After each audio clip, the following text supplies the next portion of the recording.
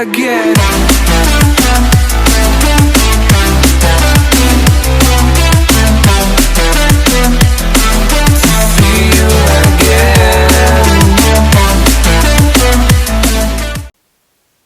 Hey guys, welcome back.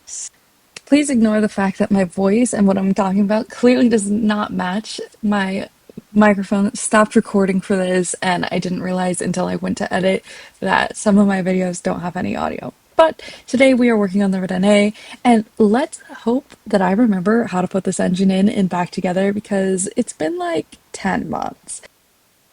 Please wish me luck while we go on this endeavor. Anyways, let's get to it. So this evening, it's pouring rain and super humid and hot. John came out in the garage, helped me film a little bit. There's clearly a lot of talking shit in these clips. I wish I had the audio because John even turns the camera around on himself after saying some comment. So we were definitely talking shit about everything I was doing. Yep, there it is. I'm also very excited about my K-Tune towel. I always use this when I'm using the cherry picker to protect the bumper, and I'm always just so excited. It's such a nice towel. I'll be honest with you, I clearly did not track any of this footage until I went to edit because this just turned into John making a TikTok transition montage of his race car as I'm trying to like film putting the engine in my car. Oh, we have a clip of me putting the engine in, thank goodness. But anyways, back to John's Spec MX-5. Oh, sorry, Spec Miata. This is Spec Miata. He may be fired. He may, in fact, be fired from filming again. Okay, after our little ADHD side quest, we clearly got our life together, and I'm trying to talk here about how I've gotten the engine majority of the way in, and we just need to line it up, and it's kind of fighting the engine mounts. Okay, the engine is almost in. It's lined up. I recorded all of these clips without the microphone turned on, so apologies, boo. But we're almost lined up. It's just gonna be a matter of fiddling with it until it goes in the driver's side engine mounts. And then the fun part is going to be that I took this apart 9 months ago, and let's hope I remember where everything goes. Thankfully it's a Miata, and there's a second one right there. So that will be helpful. Let's get this in. Work us through what's going on, Jess. I'm putting tape on the engine mount because it keeps falling off. Like, it has like a little cover. I don't know, these engine mounts are really interesting. It has like a little cover, and the cover keeps falling off, and I feel like that's important. Now it's taped up, so it better not fall off again because I just had to pull the engine up for no reason.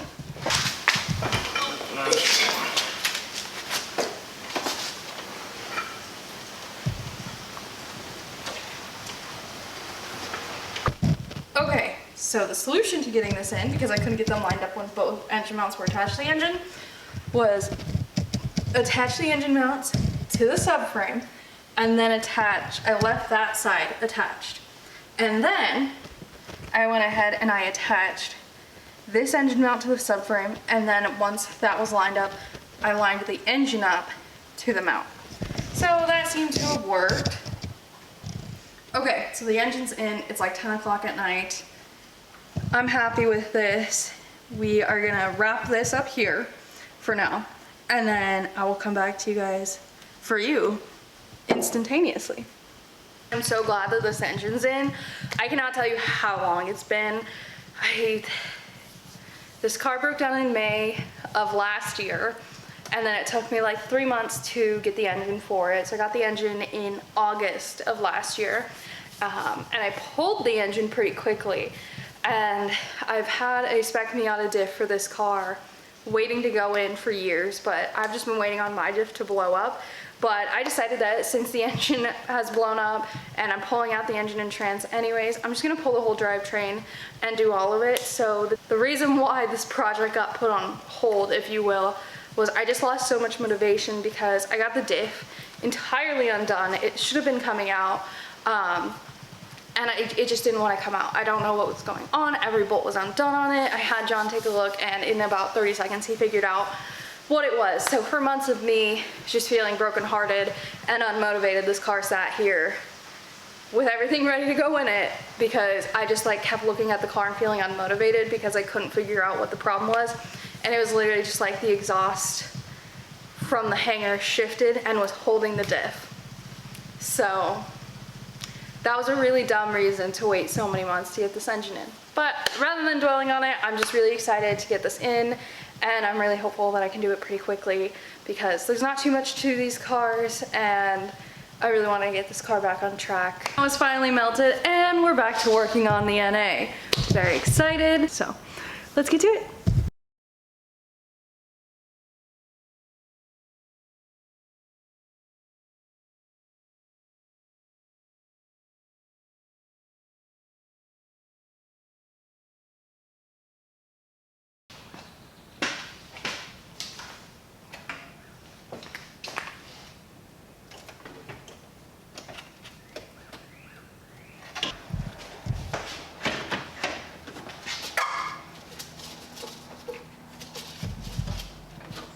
There we go.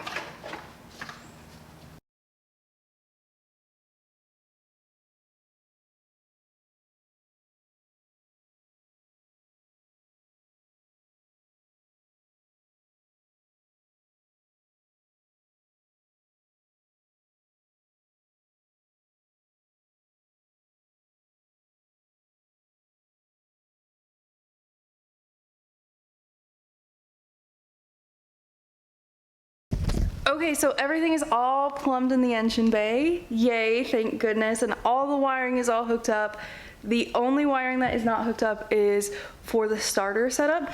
So obviously that's gonna have to wait until we get the transmission in, but yay, we're all done with everything in the engine bay, and that was a lot easier. I did have to go once or twice over to this one just to make sure I'm doing this right. And thankfully, it's a Miata, there's like 5 plugs. Couldn't really do it that wrong.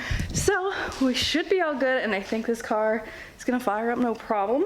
So I'm very, very excited. So next up is transmission. Okay, so big update since the last time I've spoken on here. Engine's in, trans is in, diff is in, and now we're working on getting the axles in. Once we do that and get the drive shaft in, we should be able to run this thing. So the last thing I need to do is the passenger side axles, and then we're gonna go ahead and put the drive shaft in. And in theory, once everything has fluids, it should run.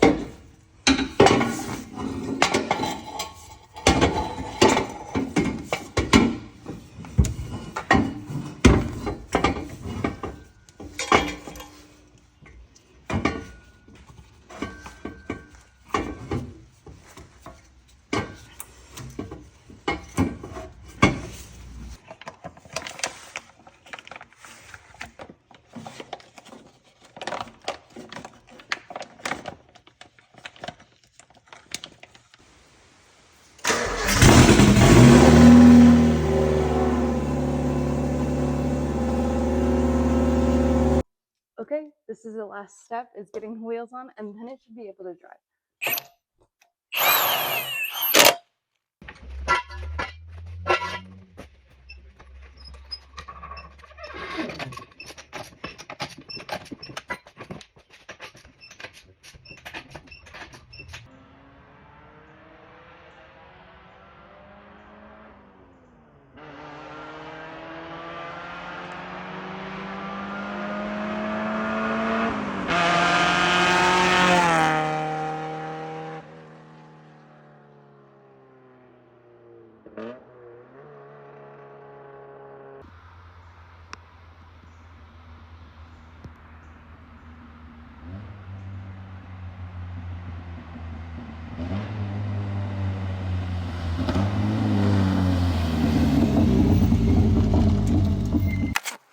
Okay, the red NA is up and running, I'm super excited. I cannot wait to take this thing back to the track. Thank you so much for watching. Peace out, and I'll catch you in the next one.